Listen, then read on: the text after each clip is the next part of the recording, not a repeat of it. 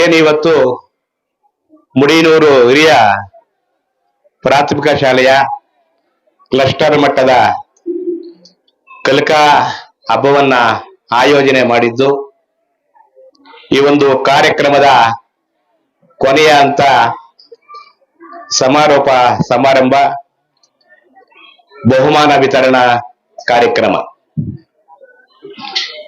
ಈ ಒಂದು ಕಾರ್ಯಕ್ರಮಕ್ಕೆ, ಈ ಒಂದು ಸಮಾರಂಭಕ್ಕೆ ಮುಖ್ಯ ಅತಿಥಿಗಳಾಗಿ ಆಗಮಿಸಿರ್ತಕ್ಕಂಥ ನಮ್ಮ ಮುಡಿನೂರು ಗ್ರಾಮ ಪಂಚಾಯತಿಯ ಉಪಾಧ್ಯಕ್ಷರಾದಂಥ ಲಕ್ಷ್ಮೀನಾರಾಯಣಪ್ಪನವರೇ, ಈ ಒಂದು ಶಾಲಾ ಕಾರ್ಯಕಾರಿ ಮಂಡಳಿಯ ಅಧ್ಯಕ್ಷರಾಗಿರ್ತಕ್ಕಂಥ ಅಮರಮ್ಮನವರೇ, ಊರಿನ ಹಿರಿಯರಾದಂಥ DMS ಮಂಜುನಾಥ್ ಅವರೇ, ಈ ಒಂದು ಕಾರ್ಯಕ್ರಮವನ್ನ ಸಂಪನ್ಮೂಲ ಕೇಂದ್ರದ ವತಿಯಿಂದ ಅಚ್ಚುಕಟ್ಟಾಗಿ ಈ ಒಂದು ಕಾರ್ಯಕ್ರಮವನ್ನ ಆಯೋಜಿಸಿ ಯಶಸ್ವಿಗೆ ಕಾರಣಭೂತರಾದಂತ ಈ ಒಂದು ಸಂಪನ್ಮೂಲ ಅಧಿಕಾರಿಯಾಗಿರ್ತಕ್ಕಂಥ ರಾಮಚಂದ್ರಪ್ಪನವರೇ ಮತ್ತು ಅಗರ ಕ್ಲಸ್ಟರ್ ಮಟ್ಟದ ಸಂಪನ್ಮೂಲ ಅಧಿಕಾರಿಯಾಗಿರ್ತಕ್ಕಂಥ ಮಂಜುನಾಥ್ ಸರ್ ಅವರೇ, ಈ ಶಾಲಾ ಮುಖ್ಯ ಶಿಕ್ಷಕರಾಗಿರ್ತಕ್ಕಂಥ ಸುರೇಶ್ ಸರ್ ಅವರೇ, ಸೋಮೇಶ್ ಸರ್ ಅವರೇ, ರಾಧಮ್ಮ ಮೇಡಮ್ನವರೇ, ಅಂಜನ್ ಸರ್ ಅವರೇ, ವಿವೇಕ್ ಸರ್ ಅವರೇ, ಈ ಒಂದು ಕ್ಲಸ್ಟರ್ ಮಟ್ಟದ ಎಲ್ಲಾ ಶಾಲೆಗಳಿಂದ ಆಗಮಿಸಿರ್ತಕ್ಕಂಥ ಶಿಕ್ಷಕ ಶಿಕ್ಷಕಿಯರೇ, ಮಾಧ್ಯಮ ಮಿತ್ರರೇ, ಪೋಷಕರೇ ಹಾಗೂ ಪ್ರೀತಿಯ ವಿದ್ಯಾರ್ಥಿಗಳೇ, ವಿದ್ಯೆ ಅನ್ನೋದು ಈ ಸಮಾಜದಲ್ಲಿ ಒಂದು ಪವಿತ್ರವಾದಂತ ಒಂದು ಸ್ಥಾನವನ್ನ ಪಡೆದಿರತಕ್ಕಂತ ಒಂದು ಅಂಶ. ವಿದ್ಯೆ ಬಲ್ಲವ ಏನನ್ನಾದರೂ ಬಲ್ಲ ಅಂತ ಒಂದು ಸುಸೂತ್ರವಾದಂತ ಒಂದು ವಿದ್ಯೆಯನ್ನ ಕಿರಿಯ ಮತ್ತು ಹಿರಿಯ ಪ್ರಾಥಮಿಕ ಹಂತದಲ್ಲಿ ಕಲಿಯತಕ್ಕಂತ ಒಂದು ಶಿಕ್ಷಣ. ಇಂಥ ಒಂದು ಶಿಕ್ಷಣ ನಿಮ್ಮ ಜೀವನದ, ವಿದ್ಯಾರ್ಥಿ ಜೀವನದ ಒಂದು, ನಿಮ್ಮ ದೇಹದ ಒಂದು ಅವಿಭಾಜ್ಯ ಅಂಗ. ನಿಮಗೆ ಯಾವುದೇ ಒಂದು ರೀತಿಯ ಸಿರಿಸಂಪತ್ತು ಬೇಕಾಗಿಲ್ಲ, ಆಸ್ತಿ ಪಾಸ್ತಿ ಬೇಕಾಗಿಲ್ಲ. ವಿದ್ಯೆ ಒಂದಿದ್ದರೆ ಎಲ್ಲವನ್ನೂ ನಾವು ಜಯಿಸಬಹುದು. ಅಂತ ವಿದ್ಯೆ ಬುನಾದಿ ಮಟ್ಟ ಅಂದ್ರೆ ಕಿರಿಯ ಮತ್ತು ಹಿರಿಯ ಪ್ರಾಥಮಿಕ ಶಾಲೆ. ಒಂದು ರಾಜ್ಯ ಆಗಿರ್ಬೋದು, ಒಂದು ದೇಶ ಆಗಿರ್ಬೋದು, ಆರ್ಥಿಕವಾಗಿ, ಸಾಮಾಜಿಕವಾಗಿ, ವೈಜ್ಞಾನಿಕವಾಗಿ ಎಲ್ಲಾ ರಂಗಗಳಲ್ಲೂ ಸರ್ವತೋಮುಖವಾದಂತ ಒಂದು ಬೆಳವಣಿಗೆಯನ್ನ ಹೊಂದಬೇಕು. ಆ ಒಂದು ದೇಶದ ಪ್ರಜೆಗಳಿಗೆ ಶಿಕ್ಷಣ ಬಹಳ ಮುಖ್ಯ. ಆ ಒಂದು ನಿಟ್ಟಿನಲ್ಲಿ ನಮ್ಮ ಸರ್ಕಾರ ಶಿಕ್ಷಣ ಇಲಾಖೆಯ ಅನೇಕ ತಜ್ಞರನ್ನ, ಅವರ ಸಲಹೆಗಳನ್ನ, ಅವರ ಅನಿಸಿಕೆಗಳನ್ನ, ಅವರ ಅಭಿಪ್ರಾಯಗಳನ್ನ ಪಡೆದು ಸರ್ಕಾರದಿಂದ ಈ ಒಂದು ಪ್ರಾಥಮಿಕ ಹಂತಕ್ಕೆ ಅನೇಕ ಶಿಕ್ಷಣಕ್ಕೆ ಅನ್ವಯಿಸ್ತಕ್ಕಂಥ ಅನೇಕ ಕಾರ್ಯಕ್ರಮಗಳನ್ನ ಹಮ್ಮಿಕೊಂಡಿದೆ. ಅಂತ ಒಂದು ಕಾರ್ಯಕ್ರಮಗಳಲ್ಲಿ ಈ ಕಲಿಕಾ ಹಬ್ಬ ಬಹಳ ಮುಖ್ಯವಾದಂತಹ ಒಂದು ಕಾರ್ಯಕ್ರಮ ಅಂತ ಹೇಳ್ಬಹುದು. ವಿದ್ಯಾರ್ಥಿ ಕಲಿಕೆ ಚೇತರಿಕೆ ಕಾರ್ಯಕ್ರಮವನ್ನ ಸರಾಗವಾಗಿ ಒಂದು ಕಾರ್ಯರೂಪಕ್ಕೆ ತರ್ತಕ್ಕಂಥ ಒಂದು ಶಕ್ತಿ ಸಾಮರ್ಥ್ಯ ಇರುವುದು ಅಂದ್ರೆ ಈ ಒಂದು ಕಲಿಕಾ ಹಬ್ಬಕ್ಕೆ ಅಂತ ಹೇಳ್ಬಹುದು. ಸಮಾಜದಲ್ಲಿ ವಿದ್ಯಾರ್ಥಿಗಳು ಬಾಯಿಪಾಠವನ್ನ ಬಿಟ್ಟು ವಿಸ್ಮಯವಾಗಿ, ವೈಜ್ಞಾನಿಕವಾಗಿ, ವಿಮರ್ಶಕವಾಗಿ ಯೋಚನೆ ಮಾಡತಕ್ಕಂಥ ಒಂದು ಶಿಕ್ಷಣ ಅಗತ್ಯವಾಗಿರುವುದರಿಂದ ಈ ಎಲ್ಲಾ ಅಂಶಗಳನ್ನ ಒಳಗಿರತಕ್ಕಂಥ ಒಂದು ಶಿಕ್ಷಣ ಅಂದ್ರೆ ಈ ಒಂದು ಕಲಿಕಾ ಹಬ್ಬ ಶಿಕ್ಷಣ. ಈ ಒಂದು ಕಲಿಕಾ ಹಬ್ಬ ಕಾರ್ಯಕ್ರಮಕ್ಕೆ ಕ್ಲಸ್ಟರ್ ಮಟ್ಟದಿಂದ ಅನೇಕ ವಿದ್ಯಾರ್ಥಿಗಳು ಸಹ ಭಾಗವಹಿಸಿರ್ತಾರೆ.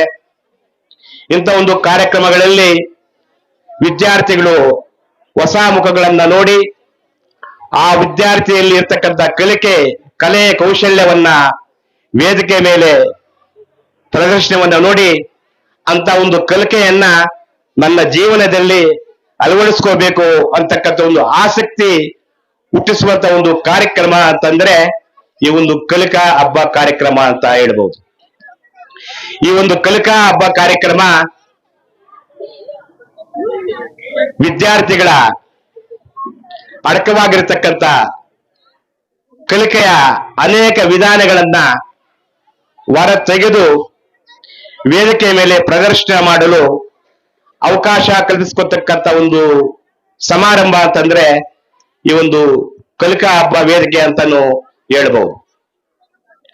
ಈ ಒಂದು ಕಾರ್ಯಕ್ರಮದಲ್ಲಿ ವಿದ್ಯಾರ್ಥಿಗಳು ತನ್ನಲ್ಲಿ ಕಲಿಕೆಯ ಕಲಾ ಕೌಶಲ್ಯವನ್ನ ಪ್ರದರ್ಶಿಸಿದಾಗ ಇಂಥ ಒಂದು ಕಾರ್ಯಕ್ರಮದಲ್ಲಿ ಭಾಗವಹಿಸದೇ ಇರತಕ್ಕಂಥ ಮಕ್ಕಳು ಸಹ ನಾವು ಸಹ ಮುಂದೆ ಇಂಥ ಕಾರ್ಯಕ್ರಮದಲ್ಲಿ ಭಾಗವಹಿಸಿ ಈ ರೀತಿಯ ಒಂದು ಕಲೆಯನ್ನ ನಾವು ಪ್ರದರ್ಶನ ಮಾಡಬೇಕು ಅಂತಕ್ಕಂಥ ಒಂದು ಹಂಬಲ ಆ ಒಬ್ಬ ವಿದ್ಯಾರ್ಥಿಯಲ್ಲಿ ಹುಟ್ಟಲು ಇದು ಒಂದು ಸಹಕಾರಿಯಾಗಿರ್ತಕ್ಕಂಥ ಕಾರ್ಯಕ್ರಮ ಅಂತಂದ್ರೆ ಕಲಿಕಾ ಹಬ್ಬ ಕಾರ್ಯಕ್ರಮ ಅಂತ ಹೇಳ್ಬಹುದು.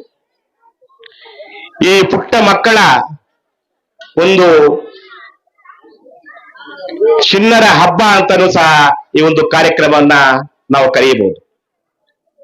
ಈ ಒಂದು ಕಾರ್ಯಕ್ರಮಕ್ಕೆ ಸಾರ್ವಜನಿಕರು, ಪೋಷಕರು ಮಕ್ಕಳ ಒಂದು ಕಲೆಯನ್ನ ಕೌಶಲ್ಯವನ್ನ ಹತ್ತಿರದಿಂದ ನೋಡಿ ಖುಷಿ ಪಡ್ತಕ್ಕಂಥ ಒಂದು ಕಾರ್ಯಕ್ರಮ ಅಂತಂದ್ರೆ ಈ ಒಂದು ಕಲಿಕಾ ಕಾರ್ಯಕ್ರಮ, ಕಲಿಕಾ ಹಬ್ಬ ಅಂತ ಹೇಳ್ಬಹುದು. ಪ್ರೀತಿಯ ವಿದ್ಯಾರ್ಥಿಗಳೇ, ನಾವು ಯಾವುದೇ ಒಂದು ಕಟ್ಟಡವನ್ನ ಕಟ್ಟಬೇಕಾದ್ರೆ ಒಂದು ಮನೆ ಆಗಿರ್ಬೋದು, ಒಂದು ದೇವಸ್ಥಾನ ಆಗಿರ್ಬೋದು, ಒಂದು ಶಾಲೆ ಆಗಿರ್ಬೋದು, ಅದಕ್ಕೆ ಮುಖ್ಯವಾಗಿ ಪಾಯ ಮುಖ್ಯ. ಆ ಅಡಿಪಾಯ ಸರಿಯಾಗಿ ಇದ್ದರೆ ಆ ಒಂದು ಕಟ್ಟಡ ದೀರ್ಘವಾಗಿರುತ್ತೆ ಅಂತ ದೊಡ್ಡವರು ಹೇಳ್ತಾರೆ. ಆ ಒಂದು ಪಾಯವನ್ನ ಹಾಕುವಾಗ ಟೊಳ್ಳಾಗಿರ್ತಕ್ಕಂಥ ಮಣ್ಣನ್ನ ಎತ್ತಿ ಗಟ್ಟಿ ಸಿಕ್ಕಿವರೆಗೂ ಆ ಮಣ್ಣನ್ನ ತೋಡಿ ಕಲ್ಲು, ಮರಳು, ಸಿಮೆಂಟು, ನೀರನ್ನ ಬೆರೆಸಿ ಸುಭದ್ರವಾದ ಒಂದು ಪಾಯವನ್ನ ಹಾಕಿ ಅದರ ಮೇಲೆ ಕಟ್ಟಡವನ್ನ ಕಟ್ತಾರೆ. ಅಂತ ಒಂದು ಗಟ್ಟಿಯಾಗಿರ್ತಕ್ಕಂಥ ಒಂದು ಪಾಯದ ಮೇಲೆ ನಾವು 4-5 ಅಂತಸ್ತಿನ ಕಟ್ಟಡವನ್ನ ಕಟ್ಟಬಹುದು.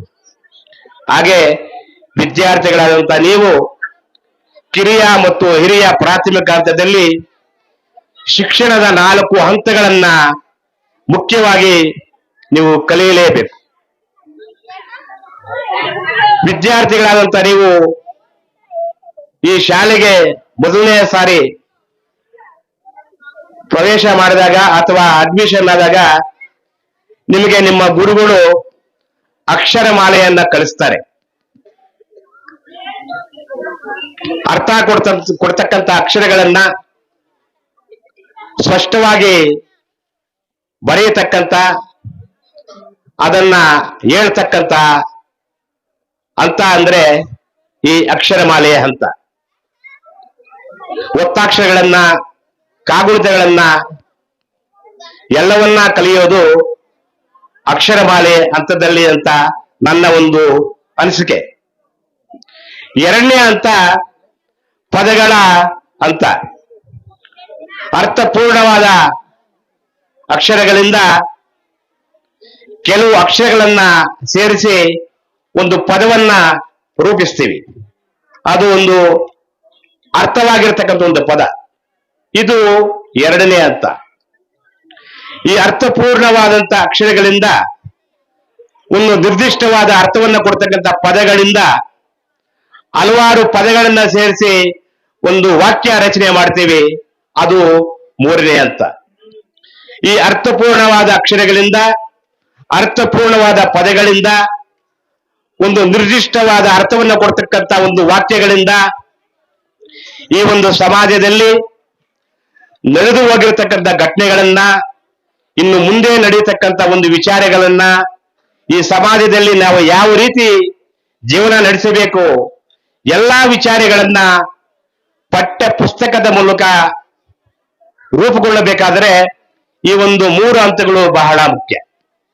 ಇಂತಹ ಹಂತವನ್ನ ಈ ಹಂತದಲ್ಲಿ ಕಿರಿಯ ಮತ್ತು ಹಿರಿಯ ಪ್ರಾಥಮಿಕ ಶಾಲಾ ಹಂತದಲ್ಲಿ ಪರಿಪೂರ್ಣವಾಗಿ ನೀವು ಅಭ್ಯಾಸ ಮಾಡಿದ್ದೇ ಆದರೆ ಈ ಒಂದು ಹಿರಿಯ ಪ್ರಾಥಮಿಕ ಶಾಲೆ ಹಂತವನ್ನು ಬಿಟ್ಟು ಮುಂದಿನ ವಿದ್ಯಾಭ್ಯಾಸಕ್ಕೆ ನೀವು ಪ್ರೌಢಶಾಲೆಯನ್ನು ಸೇರ್ತೀರಾ. ಅಲ್ಲಿ ನಿಮ್ಮ ಜೀವನ ಚರಿತ್ರೆಯನ್ನ, ನಿಮ್ಮ ಭವಿಷ್ಯವನ್ನ, ನಿಮ್ಮ ಹಣೆಯ ಬರವನ್ನ ಉತ್ತಮವಾಗಿ ಬರೆದುಕೊಳ್ಳತಕ್ಕಂಥ ಶಕ್ತಿ ಸಾಮರ್ಥ್ಯ ನಿಮ್ಮ ಕೈಯಲ್ಲಿದೆ ಅಂತ ಹೇಳ್ಬೋದು. ಕೆಲವರು ಹೇಳ್ತಾರೆ, ಆ ಭಗವಂತ ನನಗೆ ಹಣೆಯ ಬರ ಸರಿಯಾಗಿ ಬರ್ದಿಲ್ಲ, ನಾನು ಈ ಮಟ್ಟಕ್ಕಿದ್ದೀನಿ ಅಂತ. ಅದು ಸುಳ್ಳು. ಈ ಒಂದು ಕಿರಿಯ ಮತ್ತು ಹಿರಿಯ ಹಂತದಲ್ಲಿ ಈ 4 ಹಂತಗಳನ್ನ ಪರಿಪೂರ್ಣವಾಗಿ ನೀವು ಕಲಿತಿದ್ದೇ ಆದರೆ ಮುಂದಿನ ಹಂತದಲ್ಲಿ ಬರ್ತಕ್ಕಂಥ ಒಂದು ಪಠ್ಯ ಪುಸ್ತಕಗಳನ್ನ ನಿಮ್ಮ ಗುರುಗಳ ಸಹಾಯದಿಂದ ಕಲಿತು ನಿಮ್ಮ ಜೀವನ ಚರಿತ್ರೆಯನ್ನ ನೀವೇ ಬರೆದುಕೊಳ್ತಕ್ಕಂಥ ಒಂದು ಶಕ್ತಿ ಸಾಮರ್ಥ್ಯ, ಒಂದು ಲೇಖನೆಯನ್ನ ಭಗವಂತ ನಿಮಗೆ ಕೊಟ್ಟಿದ್ದಾನೆ.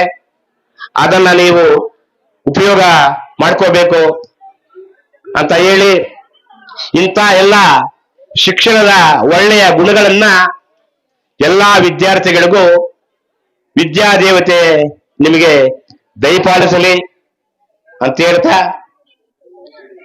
ಈ ಒಂದು 4 ಮಾತುಗಳು ಆಡಲು ನನಗೆ ಅವಕಾಶ ಮಾಡಿಕೊಟ್ಟಂತ ವೇದಿಕೆ ಮೇಲೆ ಹಾಸೀನರಾಗಿರ್ತಕ್ಕಂಥ ಎಲ್ಲ ಗಣ್ಯರಿಗೂ ನನ್ನ ವಂದನೆಗಳು. ಜೈ ಹಿಂದ್, ಜೈ ಕರ್ನಾಟಕ ಮಾತೆ, ಜೈ ಭಾರತಾಂಬೆ.